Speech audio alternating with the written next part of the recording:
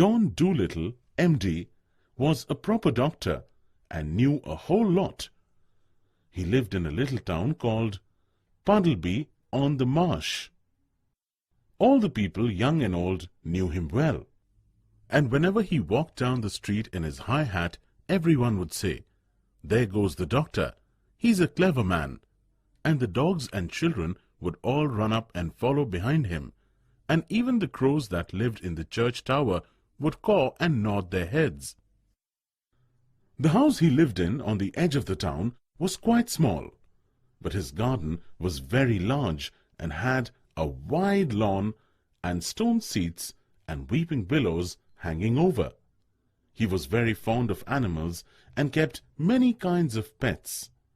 Besides the goldfish in the pond in his garden, he had rabbits in the pantry, white mice in his piano, a squirrel in his linen closet, and a hedgehog in the cellar. He had a cow with a calf too, and an old lame horse, 25 years of age, and chickens and pigeons and 2 lambs and many other animals. But his favorite pets were Dab-Dab the duck, Jip the dog, Polynesia the parrot, and the owl Toot-Toot. "When you love animals so much, why don't you doctor them?" asked Polynesia one day. "Take care of animals. Be an animal doctor." "I don't treat animals because I am a doctor for people and there are plenty of animal doctors," said John Dolittle, putting the flower pots outside on the windowsill to get the rain. "Yes, there are plenty," said Polynesia, "but none of them are any good at all. Now listen, doctor, and I'll tell you something. Did you know that animals can talk?"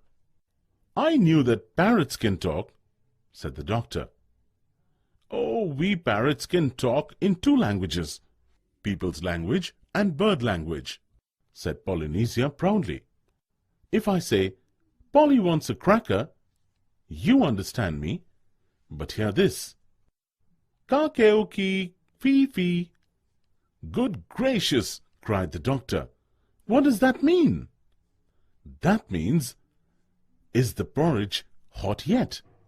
in bird language." "Oh my!" said the doctor. "You never talked that way to me before." "What would have been the good?" said Polynesia, dusting some cracker crumbs off her left wing. "You wouldn't have understood me if I had." "Tell me some more," said the doctor, all excited as he rushed over to the dresser drawer and came back with a book and a pencil. "Now, don't go too fast and I'll write it down. This is interesting. Very interesting. Something quite new. Give me the birds A, B, C first, slowly now." So that was the way the doctor came to know that animals had a language of their own and could talk to one another. And all that afternoon, while it was raining, Polynesia sat on the kitchen table giving him bird words to put down in the book. At tea time, when the dog Jip came in, the parrot said to the doctor, "See, he's talking to you."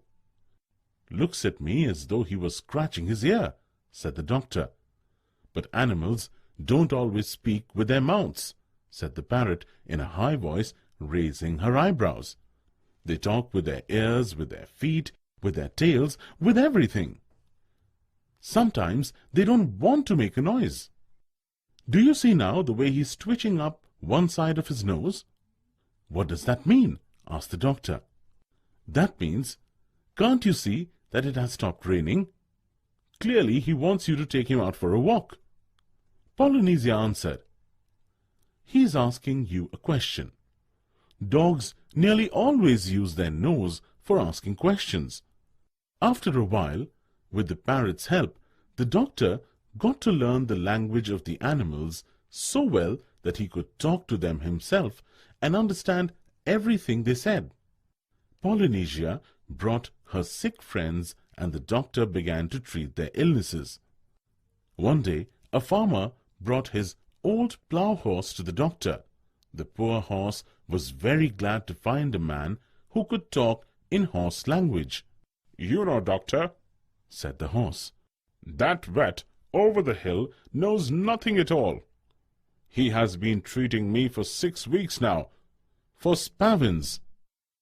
I am going blind with one eye, but that stupid man over the hill never even looked at my eyes. He kept on giving me big pills. I tried to tell him, but he couldn't understand a word of horse language." The doctor checked the horse's eyesight and said, "What you need is spectacles." The horse thought for a moment and said, "Why not?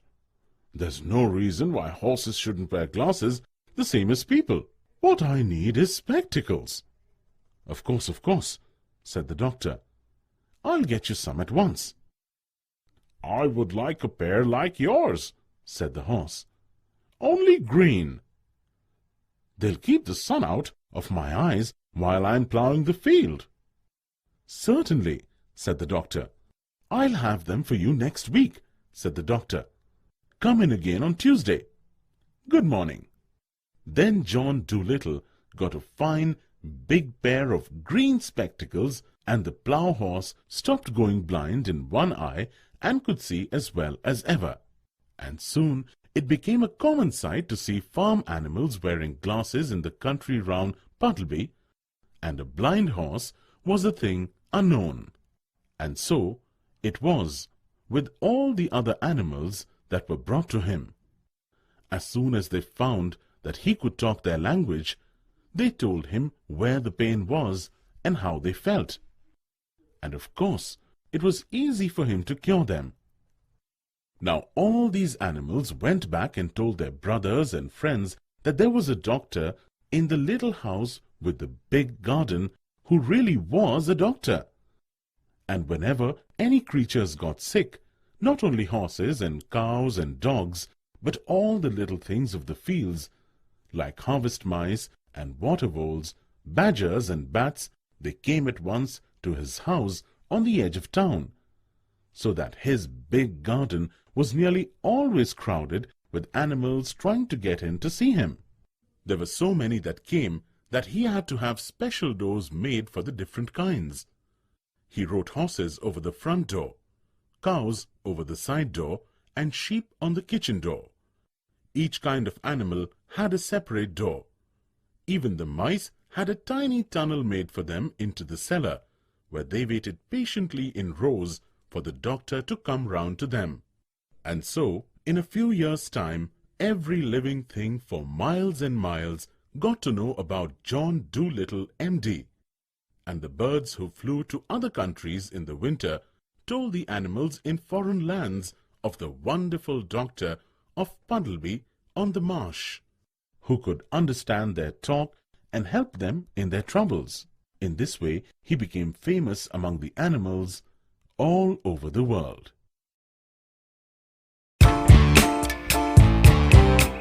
Hugo was a very hard-working, gentle giant. He lived in the foothills of Aconcagua, a mountain peak in the Andes range. He grew all the wheat, vegetables, and fruits he needed. But he had a problem. How I wish I had some friends. The villagers are afraid of me. If only they would talk to me. If only the children would play with me. Every Sunday, he dressed well and went down to the village.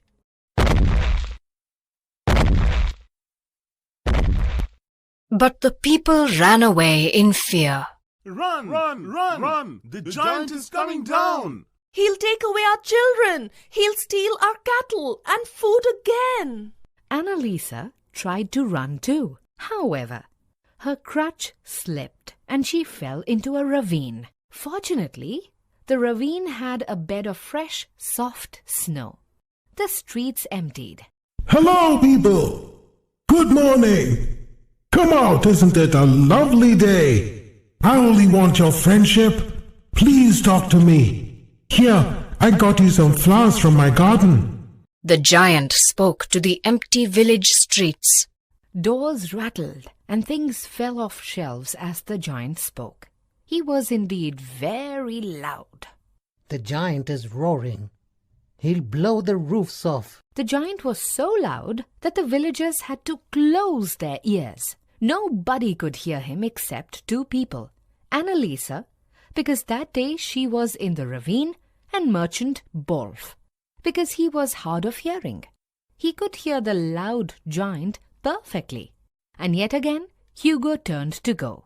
If only they would talk to me. If only the children would come along and play in my garden. He walked sadly to his lonely home in the foothills. After an hour, the street slowly filled with anxious people. He's gone. Wonder what he said. Maybe Bolf heard him this time too. We must ask him. Did he want our cattle again? Annalisa, have you seen my granddaughter, please? People set off searching for Annalisa. Over there!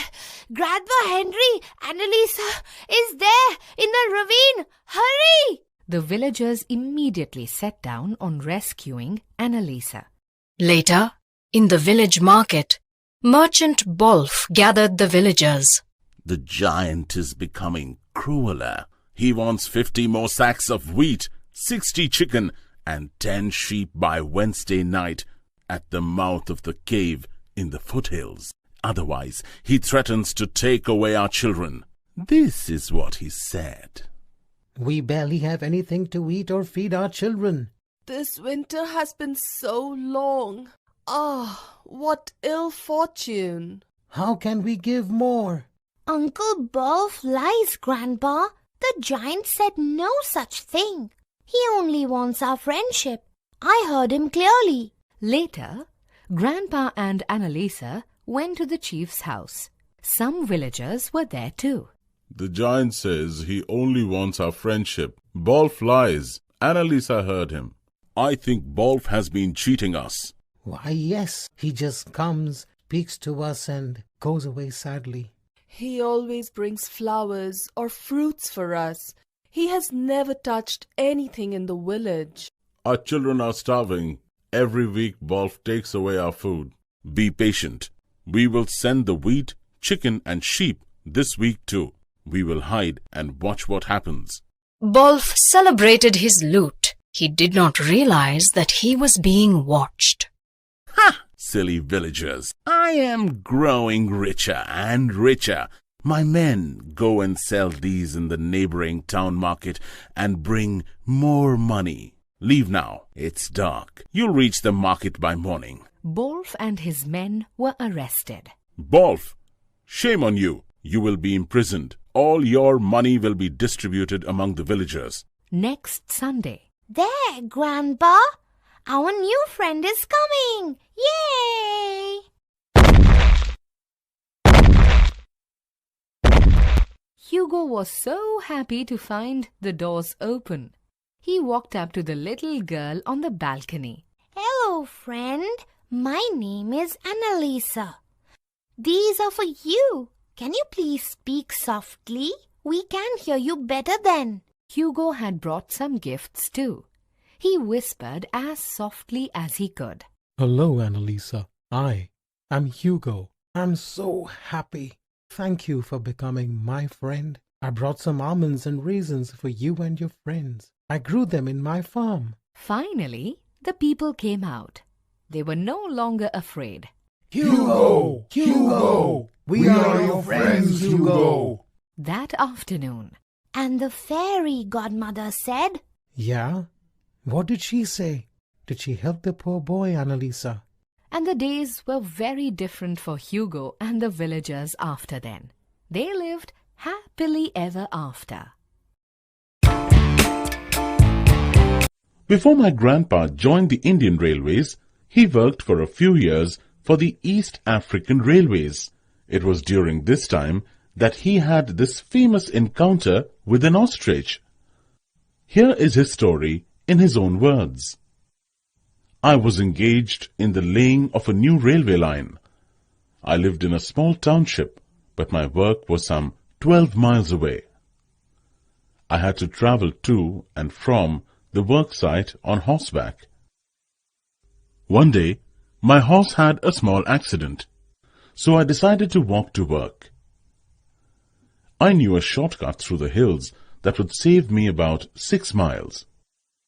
This shortcut went through an ostrich farm or camp, as it was called. It was the breeding season. I knew the male birds were very aggressive in breeding season, ready to attack at the slightest provocation, but I also knew that my dog would scare away any bird that might try to attack me. Though it may seem strange, the fact is that even a big ostrich, about 9 feet tall, will run faster than a racehorse at the sight of a small dog. So I felt quite safe in the company of my dog. When I reached the camp, I climbed through the wire fencing and, keeping a good lookout, dodged across the open spaces between the thorn bushes. Now and then I saw a few birds feeding some distance away. I had gone about half a mile from the fencing when my dog spotted a hare. Now, chasing hares was that dog's passion. I tried calling him back, but I knew it was hopeless. I do not know whether it was the dog's bark or my own shouting, but what I was avoiding immediately happened. The ostriches were scared and began darting to and fro. Suddenly, I saw a big male bird emerge from a thicket about 100 yards away. He stood still and stared at me for a few moments. I stared back. Then, expanding his short wings and with his tail erect, he came towards me. As I had nothing, not even a stick, with which to defend myself, I turned and ran towards the fence. But it was an unequal race. What were my steps of 2 or 3 feet against the creature's great strides of 16 to 20 feet? There was only one hope: to get behind a large bush and try to dodge the bird until help came. A dodging game was my only chance, and so I rushed for the nearest clump of thorn bushes and waited for my hunter. The great bird wasted no time. He was soon there. Then the strangest battle took place. I dodged this way and that, taking great care not to get directly in front of the ostrich's deadly kick. Ostriches kick forward, and with such terrific force that if you were struck, their huge chisel-like nails would cause you much damage. I was breathless, and really quite helpless. Calling wildly for help as I circled the thorn bush, I began to feel weak. How much longer could I keep going? I was ready to drop from tiredness. Suddenly, the angry bird charged straight at me. Somehow, I jumped to one side. I do not know how, but I found myself holding on to one of the bird's wings quite close to its body.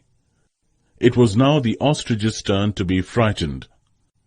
He began to turn, or dance, or waltz, moving round and round so quickly that my feet were soon swinging out from his body, almost horizontally.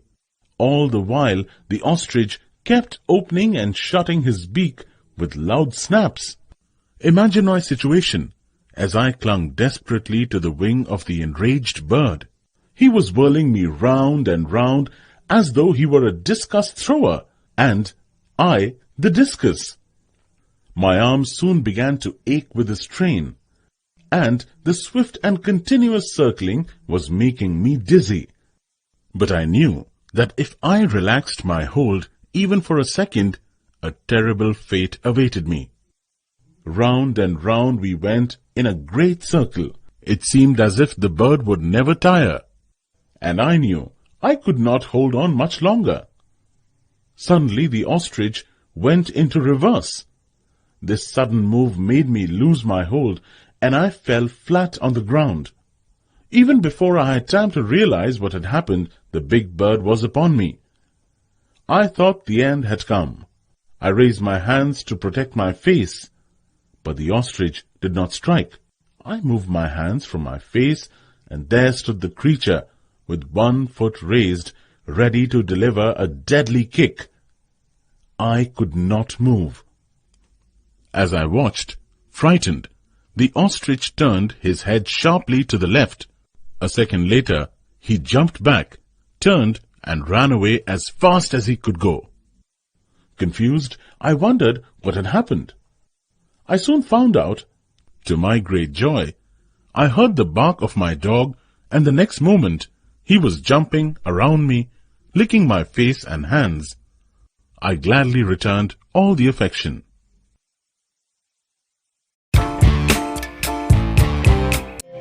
Once upon a time, there was a young hunter named Roderick. Every day, he went into the forest to hunt. One day, he met an old woman carrying 2 baskets full of vegetables and fruits. Feeling exhausted, she stopped on the side of the road. Roderick immediately approached her. "Madam, are you okay? Why do you carry these baskets on your own?" Thanks, young man. I have to carry them every day because I live here alone. "So please let me help you take them home." The kind young hunter helped the old woman carry 2 baskets to her home. Along the way, they happily talked to each other, so the walk home felt much shorter. Soon, they arrived at the old lady's house. Roderick, you are a very kind person. Actually, I am a fairy. I just wanted to test you.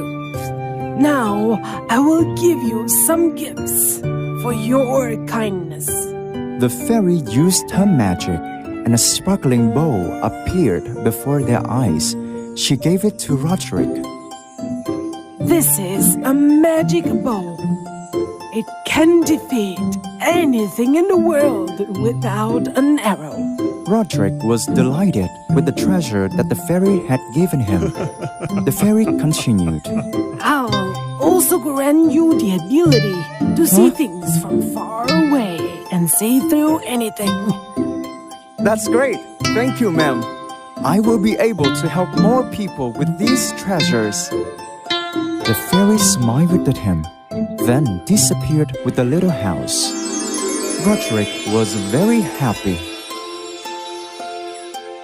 He carried the magic bow with him on the journey. After a while, Roderick saw a big tiger cornering a small deer to a tree. The deer was injured and could not escape. The tiger growled to scare him and slowly approached the deer. Without thinking, Roderick immediately raised his bow to shoot the tiger. "Evil tiger, go away!" Surprisingly, the tiger was actually a witch. She panicked at Roderick's magic arrow and disappeared immediately. After the tiger had disappeared, Roderick picked up the tiger's skin to see. Then, he approached the deer and helped bandage its wound. Surprisingly, the deer could speak. "Thank you for saving me." "Oh, you are a talking deer." "Actually, I am the Prince Vander of this kingdom." The deer began to tell Roderick the story about him and his sister, Princess Lenny.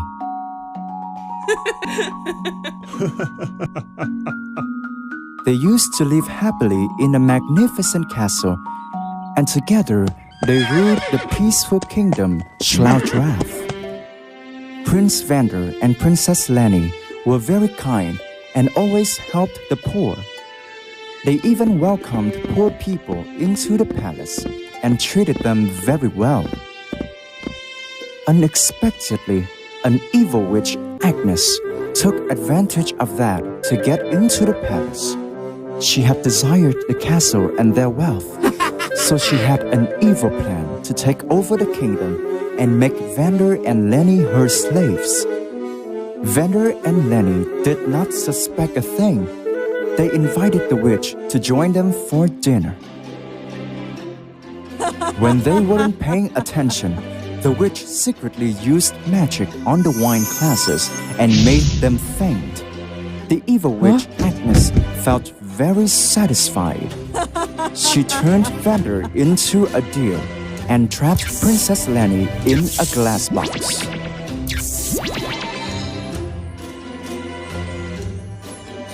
The witch replaced the castle with a wooden house. She also made the castle become tiny and put it into a jar next to the princess's glass box. Prince Vander suddenly woke up. He was surprised to find himself turned into a deer. He was even more shocked to see his sister and the castle all trapped. You're awake, Mr. Deer. You can never escape from me, and you'll be my slave. Vander quickly ran away. The witch immediately turned into a tiger and chased after Vander. He kept running as fast as he could until he was injured and could not run anymore. When he was about to be caught by the witch, Roderick suddenly appeared and saved him. You are a brave and kind man. Please help me save my sister and free the castle. I promise I'll repay you. Roderick was deeply moved when he heard the prince's story. He immediately accepted. The deer carried Roderick and ran into the forest, heading towards the wooden house of the witch Agnes. When they arrived, Vander was shocked to see that the wooden house had disappeared, and there was nothing there at all. The deer desperately cried. My God, where can I find my sister now? Roderick suddenly remembered that he could see things from afar. He comforted Vander. Please don't be sad. I'll help you. Roderick started looking in all directions to find the witch and Princess Lenny. His magical eyes shined brightly, and he saw where the witch hid. She was on a steep and high glass mountain. At the top of the mountain was the witch's wooden house. The witch was hurt. She looked very angry. That hunter was so powerful. If I couldn't escape in time, I'd be dead now. I guess they must have been trying to find me, but they wouldn't know that I moved the house to this glass mountain already. Lucky him that I was injured and lost my power, or else I would have turned him into a pig, and he'll be my slave forever. The witch Agnes felt very confident, but she was unaware that Roderick was able to see everything. Prince, I know just where the witch is hiding. Please carry me there. I will show you the way. Vander was delighted. He carried Roderick and followed his instructions. After a while, they reached the glass mountain. I cannot carry you up there. Now only you can save my sister. Roderick comforted the deer and began to climb to the mountain top. The way to the top was very rough. Roderick was hurt by the sharp cliffs, and his clothes were also torn off. However, those obstacles did not stop Roderick. He was determined to save Princess Lenny from the evil witch Agnes. Finally, Roderick reached the top of the mountain. He excitedly looked at the view around, and he found the wooden house of the witch right in front of him. Roderick approached and knocked on the door. Who's there? The witch was terrified when she recognized the hunter. However, Roderick pretended not to recognize her. Hello, I'm a poor hunter and I'm lost here in this mountain. Please allow me to stay here. My house has no room for you to stay in. Find another one for yourself. This is not a place for such homeless hunters like you to stay. But around here, there are no other houses but yours. Please let me stay for the night. I can just stay in a glass box. Hearing him mention the glass box, the witch was scared. So she tried to chase him away. There is no glass chest here. Quickly get out of my sight.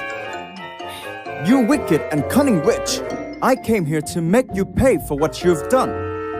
Roderick took out his magic bow. The witch was too scared, so she quickly turned into an eagle and flew into the sky. She flew up to the clouds. You think you can catch me that easy? You stupid hunter. Just you wait. You ruined my plan. I will not forget this and will make you suffer. The witch Agnes did not expect that Roderick had the ability to see things from a very far distance. He raised his bow, aimed, and shot. The light arrow flew very fast, heading towards the eagle. The closer it got, the stronger the light was. Then, the arrow killed the eagle.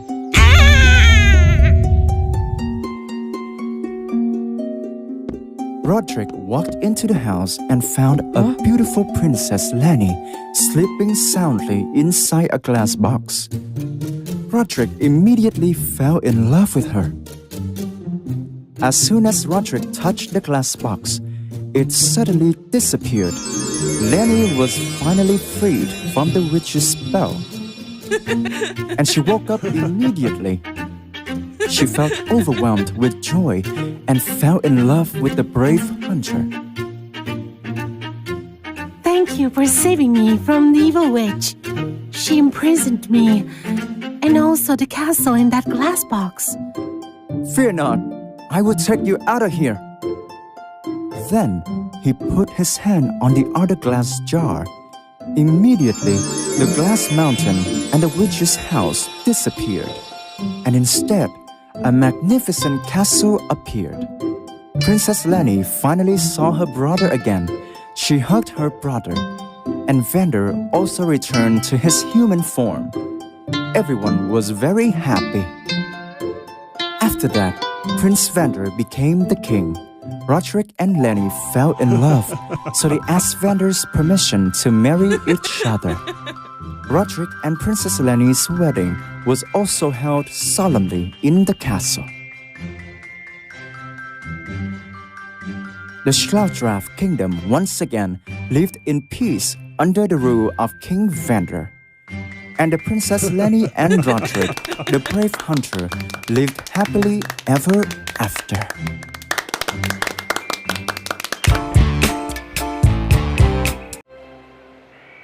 A very long time ago, there lived a young Native American girl. She lived with her family on the North American continent. Her name was Matoaka, and she was a member of the Pamunkey tribe. She was the daughter of the tribe's chief, and she was his favorite daughter. She was a happy-spirited girl, which is why everyone called her Pocahontas, which means playful.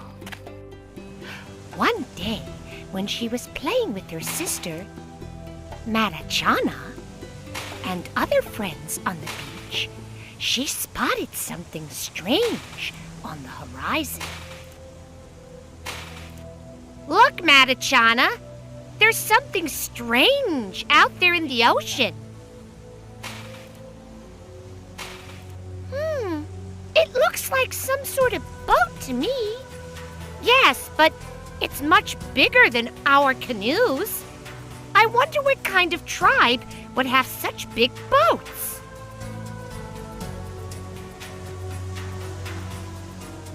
They are about to land on shore, so I guess we'll find out.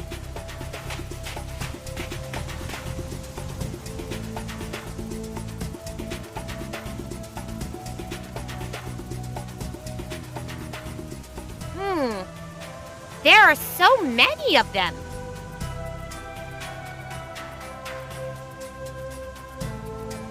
There must be about 100. And look, their clothes are so strange. I've never seen a tribe wearing clothing like that. They look very scary, Pocahontas. Look at those weapons they have.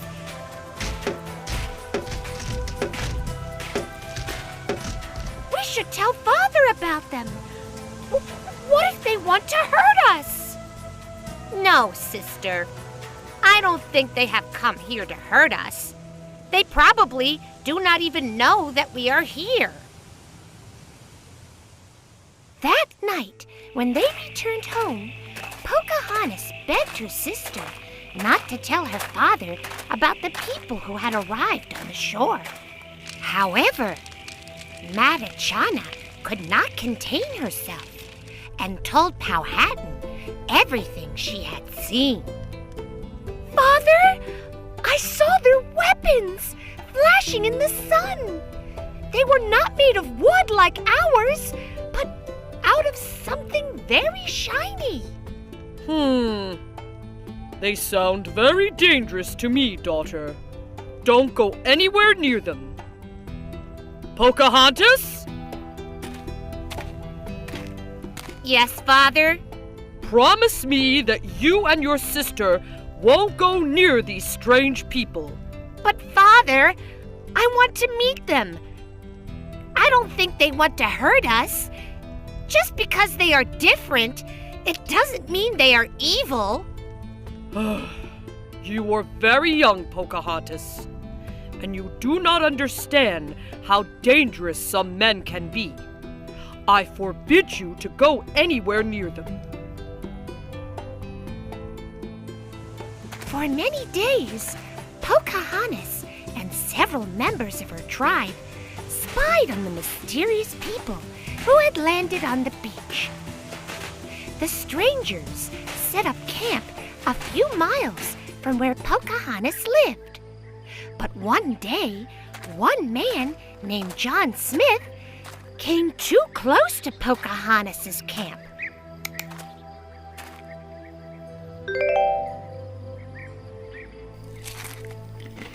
And some of the Pamunkey warriors captured him.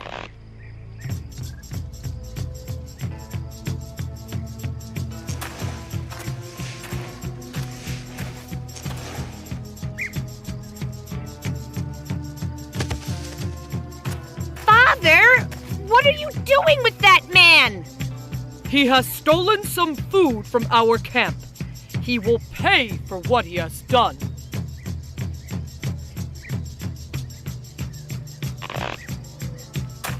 No, Father! Don't hurt him! Please! Please! His tribe must be very hungry. The weather is getting colder, and they have hardly any food. Can't we help them? Because Pocahontas was his favorite daughter, Powhatan spared John Smith's life. Then he and some warriors took him back to where his own people had set up camp. Pocahontas followed behind them. Pocahontas! Come back! You can't go with them! I must go, Marichana. I must make sure that Father doesn't hurt that man and his people.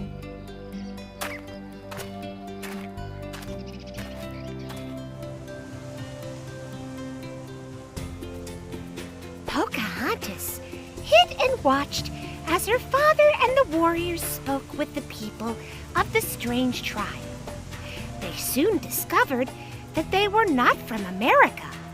In fact, they were from a faraway country called England, all the way across the ocean.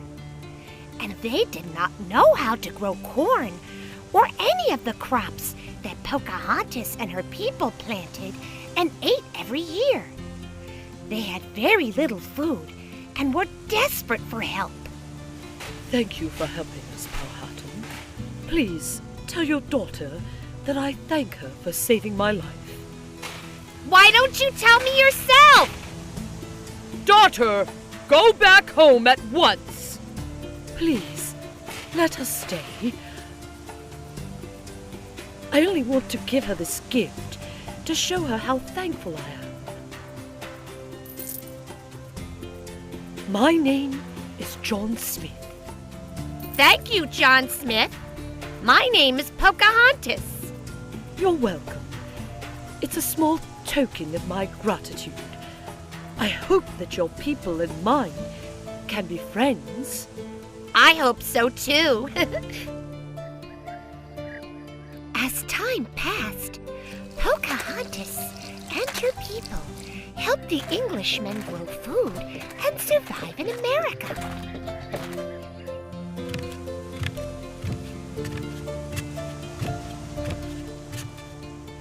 Now that Pocahontas had grown up and was no longer a little girl, her father allowed her to visit the Englishmen and help them. However, although Pocahontas' tribe tried to be friendly with the Englishmen, there always seemed to be disagreements between them.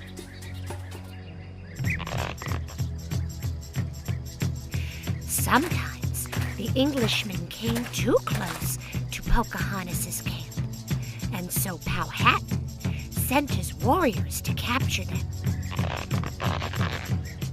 After a time, one Englishman named Samuel Argyle hatched a plan to get those men back. The chief's daughter will come here to Jamestown today to bring us food. When she does, we will capture her. We'll hold her hostage until Powhatan allows our men to go free. That day, when Pocahontas came to Jamestown, Samuel Argyle and his men captured her and held her hostage. Powhatan was furious, but he still would not let the English prisoners go. Pocahontas had to stay in Jamestown for one very long year. During that time, she learned to read and write the English language. She also met John Rolfe, a wealthy tobacco planter. John Rolfe spent time with Pocahontas and eventually fell in love with her. Pocahontas, I have a question to ask you. Yes, John? I know that I am not like your tribe, but I enjoy spending time with you. I want to be with you always. Would you marry me? If you do, you will no longer be prisoner. We will show everyone that Englishmen and Native Americans can put aside their differences. Yes, John, I will marry you. Pocahontas and John Rolfe were wed, and Pocahontas became a Christian. She was given a new name, Rebecca, and sailed with John all the way across the ocean to England. They hoped that everyone would see and understand that people who are very different from each other can get along and live in